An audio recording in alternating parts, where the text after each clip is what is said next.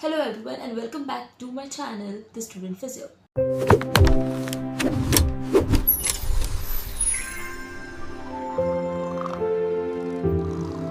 This is the part 2 of the cardiac muscle properties that we are studying.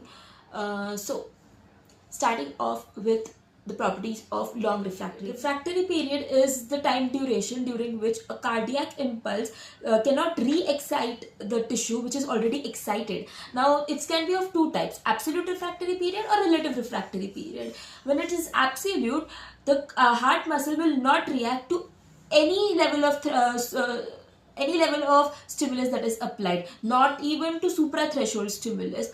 कितना भी जोर तुम अगर लगा लो तो भी the heart is not going to contract. Now what is relative refractory period? It is the time duration or interval during which the cardiac muscle can react to impulses which is at the supra threshold level, that is it is extra than what is normally required. Okay, so now, why is the cardiac refractory period referred to as long refractory period? So to understand this, let us compare it with the skeletal muscle. Skeletal muscle's refractory period is shorter, that it lasts for around 10 microseconds. But of cardiac muscle, the refractory period lasts for about 250 to 350 milliseconds. Now, why is that so? The difference is made by the action potential.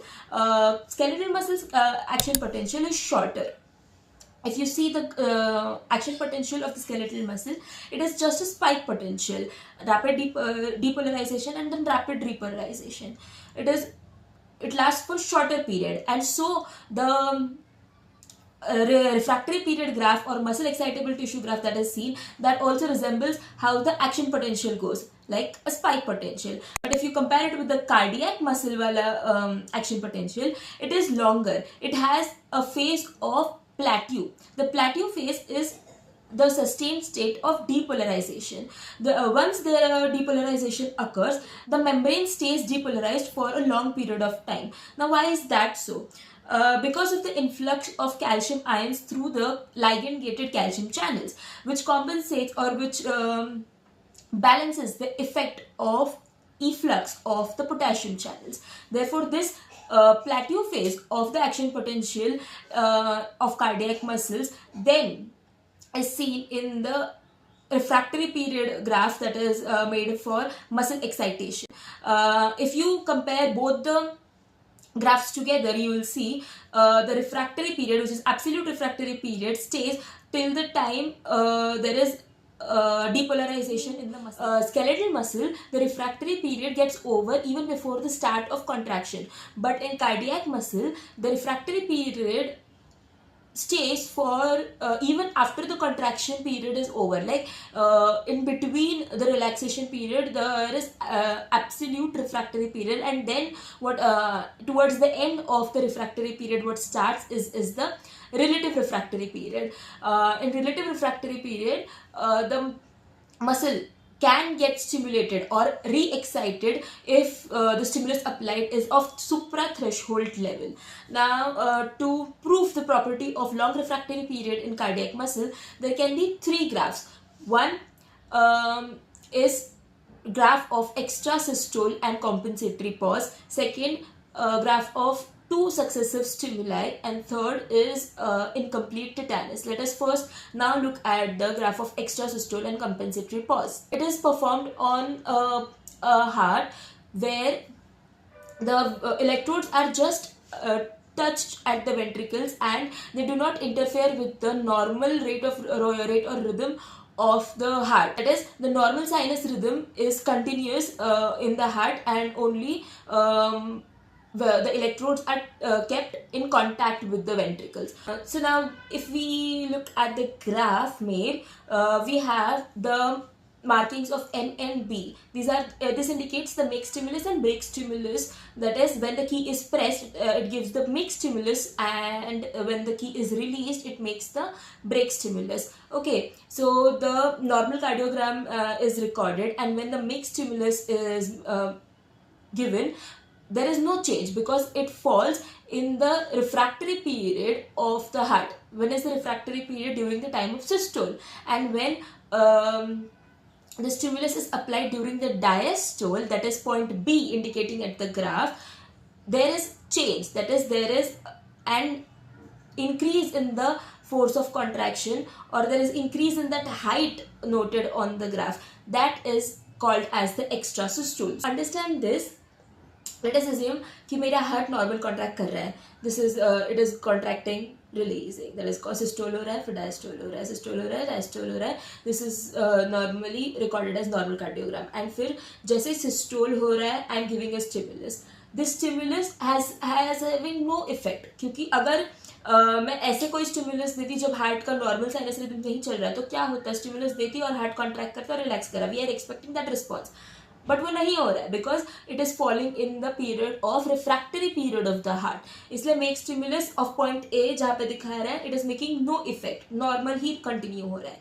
लेकिन when एक बार contract हो गया, relax हो गया, make stimulus देती है, कोई फर्क नहीं पड़ा, वापस जब रिलैक्स होने की बारी है तब मैंने स्टिमुलस दिया, that is when the stimulus is applied during the diastole period of the heart, there is a change seen, that is the heart is again, अगर रिलैक्सेशन अधूरा रह गया और वापस वो कॉन्ट्रैक्ट करने लगा, that stroke is noted as the extrasystole. it is the premature beat, यानी वो पूरी तरह से रिलैक्स होके फिर कॉन्ट्रैक्ट नहीं कर रहा है लाइक नॉर्मली जैसे होता है, वो आधे में रिलैक्सेशन छोड़ के वापस एक बार कॉन्ट्रैक्ट करने लग गया. क्यों? Because of the extra impulse या एक्स्ट्रा स्टिमुलेशन जो हम दे रहे हैं बाहर से, मेक और ब्रेक स्टिमुलस, उसके वजह से. साइनस रिदम से ये वाला नहीं आया है, ये वाला कॉन्ट्रैक्शन बाहर वाले फिजिकल स्टिमुलस से आया है. Okay, so now what is happening after this extrasystole, उसके बाद वाला जो तुरंत बीट है, that is there is a long pause. This point C that you can see on the graph is called as compensatory pause. This compensatory pause is what? It is the duration जहाँ पे the heart is waiting for the next normal impulse, क्योंकि जैसे ही heart का break stimulus आया, it goes to extrasystole and then relaxes again. इसके बीच में sinus rhythm जो तो है वो तो नॉर्मली चल ही रहा है, तो साइनस रिदम ने भी एक इम्पल्स भेजा, लेकिन क्योंकि ये हार्ट जो है वो ऑलरेडी एक्सटर्नली अप्लाइड स्टिमुलस के रिफ्रैक्टरी पीरियड में था, क्योंकि रिफ्रैक्टरी पीरियड तो हार्ट की प्रॉपर्टी है, भले ही वो कौन सा भी स्टिमुलस हो, जिस भी स्टिमुलस से हार्ट कॉन्ट्रैक्ट कर रहा है, इट हैज़ दिस प्रॉपर्टी. तो जैसे ही हार्ट कॉन्ट्रैक्ट करेगा और रिलैक्स करेगा, इसके बीच में जब साइनस रिदम का कॉन्ट्रैक्शन का स्टिमुलस आया, दैट इज मिस्ड, क्योंकि वो रिफ्रैक्टरी पीरियड में है तो उसने कुछ इफेक्ट नहीं दिखाया. इसीलिए the heart then has to wait for the next normal impulse, ताकि वो वापस कंटिन्यू कर सके अपनी नॉर्मल कार्डियक रिदम. तो इस हिसाब से अगर हम देखें तो पॉइंट ए पे क्या हुआ, मेक स्टिमुलस दे दिया, लेकिन वो क्योंकि अपने रिफ्रैक्टरी पीरियड में था ऑफ द साइनस रिदम, इसलिए उसने कोई रिएक्शन नहीं दिखाया. एट पॉइंट बी डायस्टोल के टाइम पे हम लोगों ने स्टिमुलस दिया, इसीलिए हार्ट शोइंग रिस्पॉन्स, उसने एक्स्ट्रासिस्टोल किया और फिर वो वापस रिलैक्सेशन केस में आ रहा है. लेकिन ड्यूरिंग दिस पीरियड जब वो एक्सटर्नली गिवन स्टिमुलस के इसमें कॉन्ट्रैक्ट और रिलैक्स कर रहा है, एक normal sinus rhythm is getting missed. Normal sinus rhythm falls in the refractory period of the externally given stimulus, इसीलिए there is a compensatory pause, क्योंकि इसको कॉम्पेंसेट करने के लिए the heart has to wait कि बस ये अभी इसका ख़त्म हो जाए एक्सटर्नली गिवन स्टिमुलस, और फिर हम मेरे नॉर्मल साइनस रिदम में वापस आए ताकि मैं फिर से नॉर्मली कॉन्ट्रैक्ट कर सकूँ. इसके बाद one important thing to be noted is after this compensatory pause the next impulse का एम्पलीट्यूड यानी जो हाइट है वो थोड़ी सी ज़्यादा है, because according to the Frank Starling's law force of contraction is directly proportional to the initial length of the muscle fibre. अभी हमने क्या बताया, कॉम्पेंसेटरी पॉज में हार्ट ज़्यादा देर तक रिलैक्स करता है और वेट करता है कि अब उसकी साइनस की अगली इम्पल्स आएगी और फिर वो कॉन्ट्रैक्ट करेगा. इट हैज़ टू वेट, इसका मतलब वो रिलैक्सेशन के स्टेट में है. अभी रिलैक्स कर रहा है तो ज़्यादा नॉर्मल जितना करता है उससे ज़्यादा रिलैक्स कर रहा है, इसकी वजह से हार्ट जो है ज़्यादा स्ट्रेच करता है और ज़्यादा ब्लड जो है उसमें फिल होता है. है ना, उसके पास ज़्यादा टाइम है तो वो ज़्यादा स्ट्रेच करेगा, तो इनिशियल मसल फाइबर की जो लेंथ है वो और ज़्यादा बढ़ेगी। अभी एक लेंथन पोजीशन से कॉन्ट्रैक्ट होने में जो ये लगेगा force, that is also more, क्योंकि ऑलरेडी मसल लेंथन है, उसको कॉन्ट्रैक्ट करवाना है। मैं इस पोजीशन से कॉन्ट्रैक्ट कराऊंगी तो this is easier, force required is less, लेकिन अगर लेंथन पोजीशन से कॉन्ट्रैक्ट कराऊंगी तो फोर्स रिक्वायर्ड इज मोर। इसीलिए the force of contraction of the next impulse immediately after the compensatory pause is more by virtue of the Frank-Starling's law. Okay, understood. Now, next question that can be asked is, how is this compensatory pause advantageous to the heart? This compensatory pause ensures that adequate relaxation of the heart occurs after contraction. It also maintains the normal rhythmicity, क्योंकि अगर एक अचानक से जो extra systole और ये compensatory pause वगैरह आ गया तो इसकी वजह से कई हार्ट का जो नॉर्मल बैलेंस है वो खराब ना हो जाए। This is insured by the compensatory pause, ताकि एक बीट मिस हो तो मिस हो, लेकिन अगली जो बीट हो वो नॉर्मल हो and the story continues.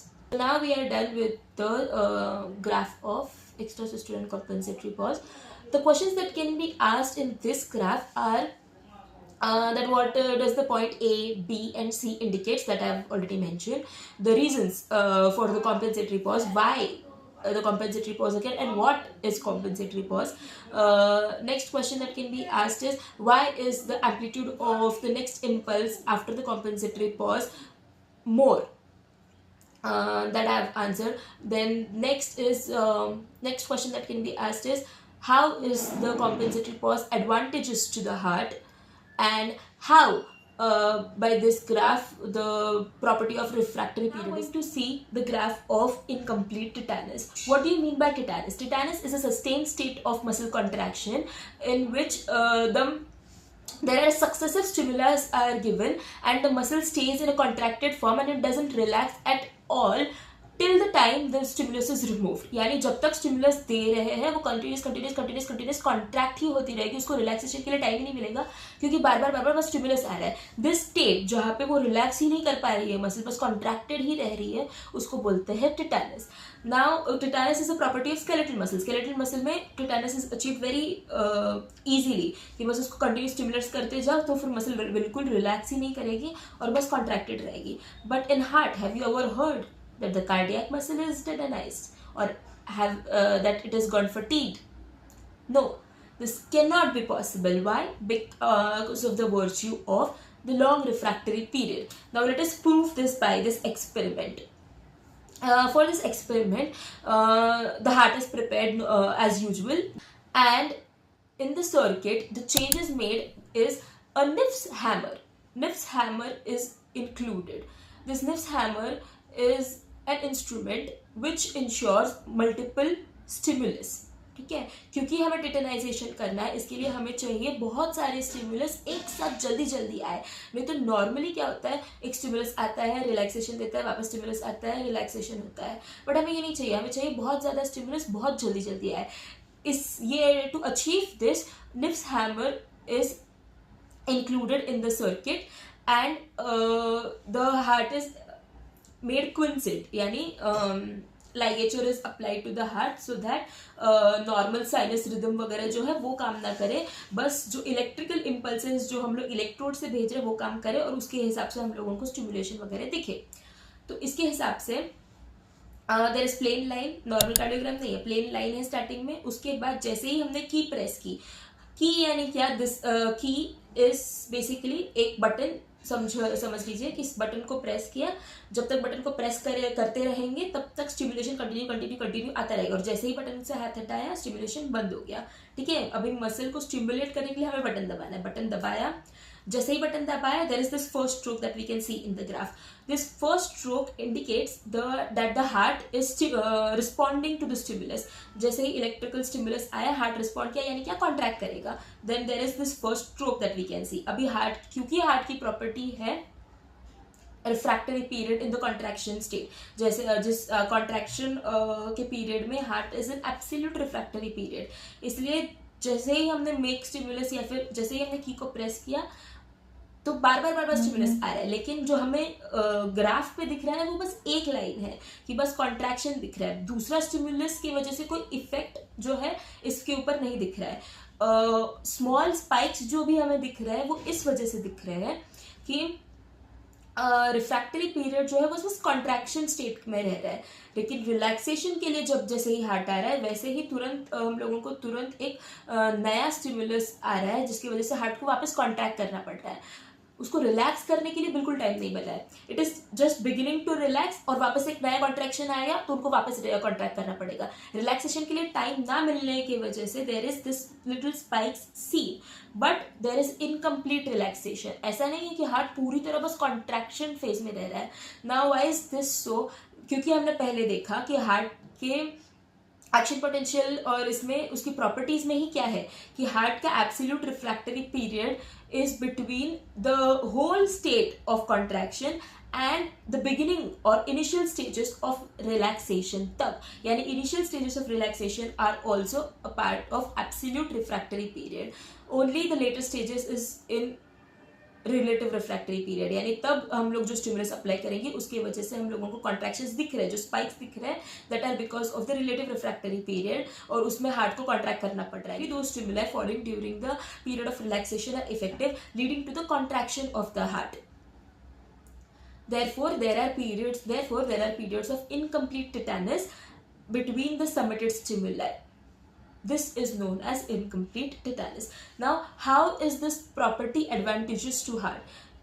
Heart sustained state of contraction में रह जाता तो pumping action of the heart would have been stopped.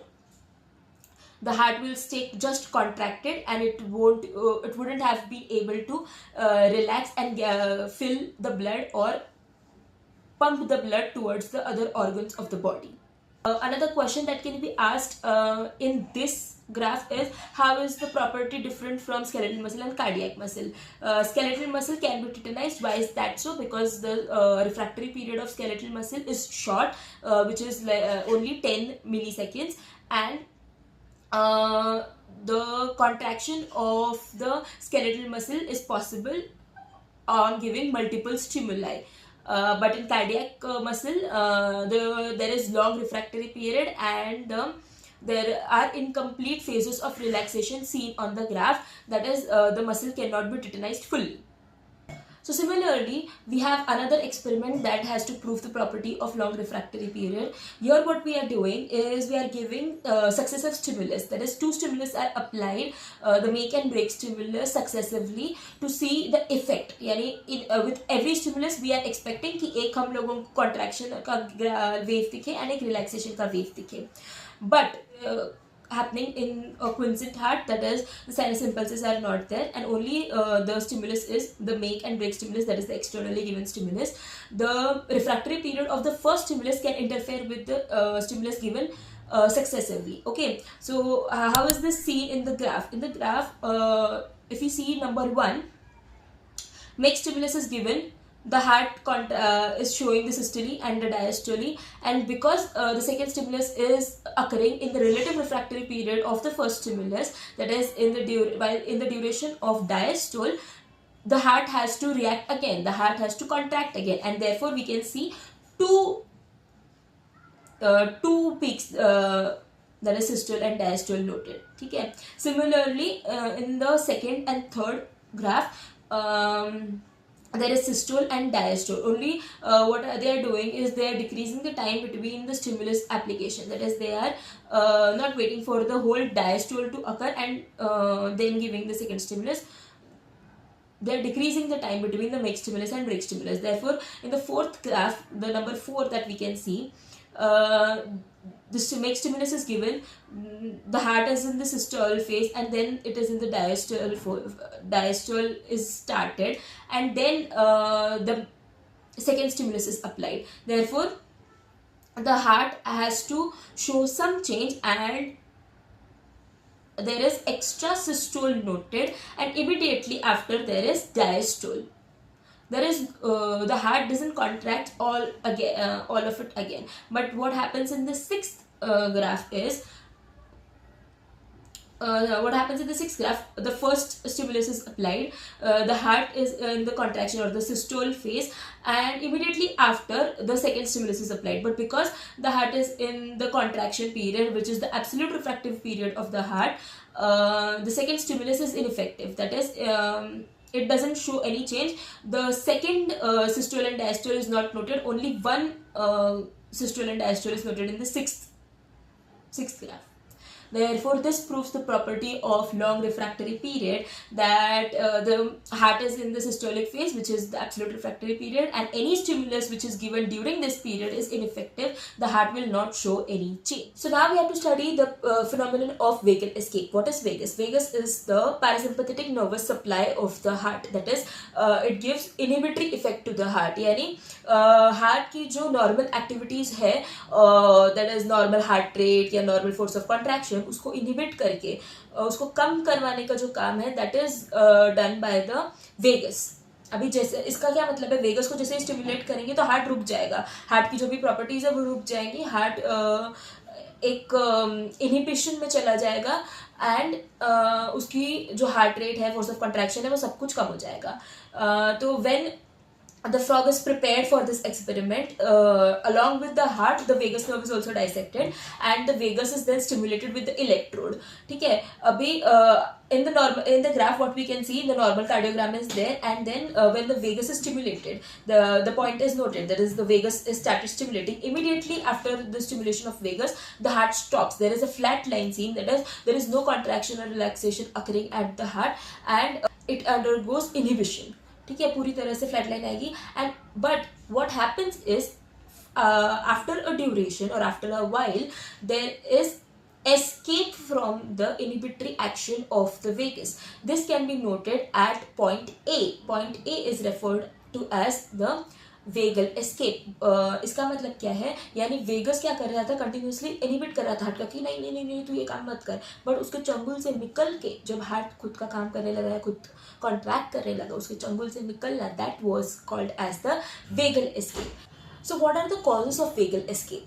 Vagal escape का phenomenon can be occurring in both unpitched animals and pitched animals. Pitched animals means whose brain is basically dead. So the common causes in both the scenarios is there are 5 causes. One, the starting of the idioventricular rhythm. What is idioventricular rhythm?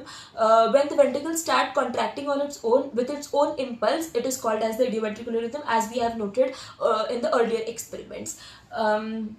Secondly is the sympathetic stimulation of the vagosympathetic trunk. Now what is it? The vagus nerve is not purely parasympathetic. It has both the fibers, parasympathetic fibers and sympathetic fibers. The parasympathetic fibers are inhibitory to the heart, but the sympathetic fibers, what they do after the stimulation, they release adrenaline. Adrenaline is stimulated to the heart. Therefore, when the sympathetic fibers of the vagal trunk are stimulated, the adrenaline is released and it helps in the phenomenon of vagal escape, because it stimulates the heart कि नहीं आपको contract करना है, आपका heart rate बढ़ाना चाहिए. Thirdly is the acetylcholine. acetylcholine का destruction और acetylcholine का exhaustion भी. exhaustion यानी acetylcholine का यूज अप हो जाना. acetylcholine is the neurotransmitter that is needed for the transmission of impulse from the vagus. अभी acetylcholine जैसे क्योंकि उसको बहुत ज़्यादा स्टिमुलेशन आ रहा है, कंटिन्यूसली वेगस को स्टिमुलेट किया जा रहा है, तो acetylcholine धीरे धीरे यूज अप होना चालू हो जाएगा, उसका एग्जॉशन होना चालू हो जाएगा. इसकी वजह से जब बाद में एक पॉइंट पे जब acetylcholine बहुत ज़्यादा ही कम हो जाएगा, तो it won't be able to transmit all the impulses, and धीरे धीरे फिर heart will be able to escape from the inhibitory effect. Then cholinesterase is an enzyme that helps in the destruction of acetylcholine. After the acetylcholine ka work is done, the cholinesterase is an enzyme which will remove the used up acetylcholine. So increase in that enzymatic activity will lead to the destruction of acetylcholine at the cell membrane, and therefore the transmission will occur. That is another reason. The next reason is tachyphylaxis. This is the phenomenon by which the tissue gets adapted to the continuous stimulation क्योंकि vagus बहुत देर तक continuously stimulate कर रहा है तो tissue को आदत पड़ जाएगी, ये तो बार बार स्टिमुलेट कर रहा है, इससे क्या इफेक्ट होना, इसलिए it will then stop responding to its stimulation. Along with this effects there are two other reasons in pitched animals which will help in the phenomenon or which will cause the phenomenon of vagal escape, which is the Bainbridge reflex and Mary's law. Okay, now how is the property or phenomenon of vagal escape advantageous to the heart? Because of this property, the normal cardiac impulse or normal cardiac activity is maintained and it is not hampered due to this vagal stimulation, and the blood flow to the vital organs is always maintained. क्योंकि अगर मेरे body में parasympathetic stimulation बहुत देर तक चलेगा किसी वजह से और हार्ट ही पैरासिम्पैथेटिक स्टिमुलेशन की वजह से बंद हो जाएगा तो नहीं चलेगा. The heart needs to pump blood so that the blood flow to the vital organs is maintained. ठीक है. Now the clinical significance that can be asked for this is the Stokes-Adams syndrome. What happens in a third degree block, when there is a third degree block in the heart is not able to pump blood effectively, जिसकी वजह से the brain में जो है blood flow नहीं पहुंच रहा है and the person starts to faint immediately after like 2 to 3 minutes. Due to this phenomenon of vagal escape, the idioventricular rhythm starts. The ventricle starts to contract on its own, though at a slower rate, that is 15 beats per minute. The ventricle starts to contract on its own, and it then restores the blood flow. The blood flow to the vital organs, that is brain, is then restored, and the person is life then can be saved because of this phenomenon. Now, because we have talked about adrenaline and acetylcholine so much, let us now conclude the cardiac muscle graphs by the last two graphs, that is effect of adrenaline on frog's heart and effect of acetylcholine on frog's heart. Starting off with acetylcholine. Acetylcholine is a parasympathetic neurotransmitter. Let us directly jump onto the graph. This now see the effect of acetylcholine on the graph. The site of action of acetylcholine is the muscarinic receptors of the heart.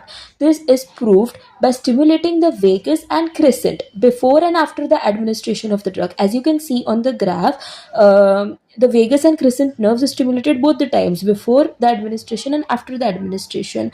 This shows the inhibition both the times, showing that the acetylcholine does not affect the nerves or their synapses, but it only affects the muscarinic receptor. अब इसका और क्या दिख रहा है, acetylcholine के inhibitory effects जो है वो क्या क्या है. There is negative inotropic effect, मतलब there is decrease in the force of contraction, यानी जो हाइट है of contraction after adding the drug वो कम हो रही है, which shows that the force of contraction is decreased, और उसको हम मेडिकल टर्म्स में बोलते हैं negative inotropic effect. Negative chronotropic effect is decrease in the rate of contraction, यानी हार्ट की रेट जो है वो कम हो रही है, the number of contractions that we can see is decreased.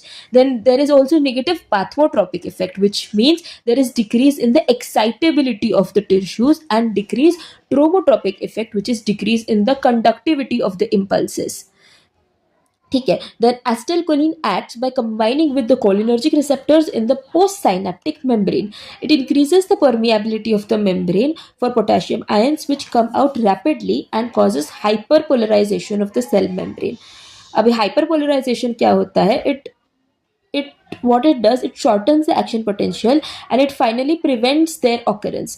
Thus the heart is inhibited by action of acetylcholine. अब हम बोल रहे हैं कि हार्ट acetylcholine जो है वो एक्शन करता है, तो वो किस पे करता है? acetylcholine के रिसेप्टर्स क्या है? It acts on two receptors, muscarinic receptors and nicotinic receptors. Muscarinic receptors are present on the gland cells, smooth cells and the heart, and the nicotinic receptors जो है they are present on the autonomic ganglia, adrenal medulla and the motor end plates of the skeletal muscle. अभी जब हमने ये सब कर लिया है तो what the next question that is asked is what is the fate of acetylcholine. Acetylcholine एक बार अपने काम करने के बाद उसका क्या होता है? It is then removed from its site of action by cholinesterases, which is an enzyme present in the synaptic cleft. It splits the acetylcholine into choline and acetic acid. choline जो है वो बाद में फिर synthesize और ज़्यादा acetylcholine बनाने के लिए वापस से प्री साइनेप्टिक मेम्ब्रेन या प्री साइनेप्टिक फाइबर में चला जाता है, and बाकी जो कोलिनेस्टेरेज है वो एसिटिलकोलिन को तोड़ता है. डिफ्यूजन, द डिफ्यूज्ड एसिटाइलकोलिन जो है, it is destroyed by the pseudo cholinesterase present in the plasma and RBCs. It is not pure cholinesterase but cholinesterase जैसा एक enzyme, pseudo कोलिनेस्टेरेज.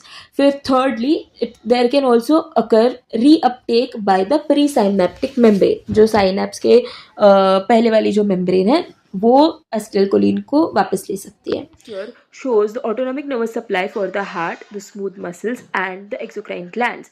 The parasympathetic neurotransmitter used is acetylcholine, where the sympathetic neurotransmitter is norepinephrine or adrenaline.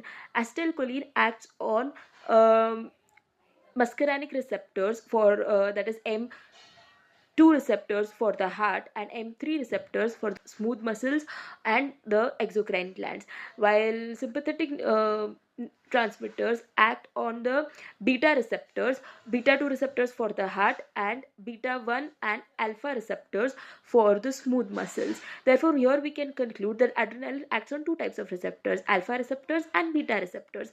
Alpha receptors are present on the blood vessels of the skin and mucosa, on the piloerector muscles and on the sweat gland. The beta receptors are present on the heart and the bronchial muscles. So let us now see the effect of adrenaline on frog's heart that is seen on the graph.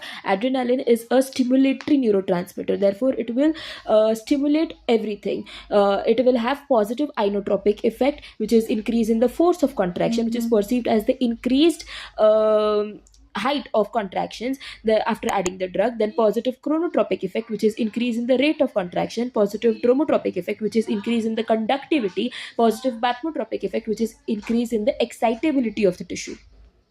Now, as we have noted earlier, that adrenaline ka site of action is the beta receptors for the heart. How is this proved? This is proved by stimulating crescent and vagus before and after the administration of the drug. Heart shows inhibition. Both the times the crescent and vagus is stimulated. It shows inhibition by a flat line that is seen on the graph, and this indicates that the adrenaline does not affect the ganglia or the preganglionic and postganglionic adrenergic nerve fibers. It only affects the beta receptors on the myocardial cells. Now, the next thing is, what is the fate of adrenaline and noradrenaline? As we have seen for the acetylcholine, we will see for the adrenaline as well. Most of the adrenaline is reabsorbed by the preganglionic nerve fibers. Some of it is destroyed by the COMT, which is a enzyme, which is the full form is catechol O methyl transferase, and MAO, which is monoamide oxidase.